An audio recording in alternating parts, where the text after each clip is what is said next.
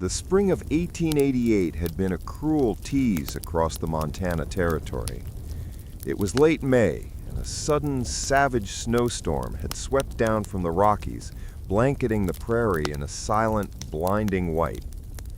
Inside the tiny, isolated telegraph office in the railhead town of Three Forks, Elias Thorne, a man whose patience was as thin as his dwindling whiskey supply, stared out at the swirling white hell. He was a surveyor, a man used to measuring and mapping the untamable land, but this storm had trapped him. He needed to get to Helena with a set of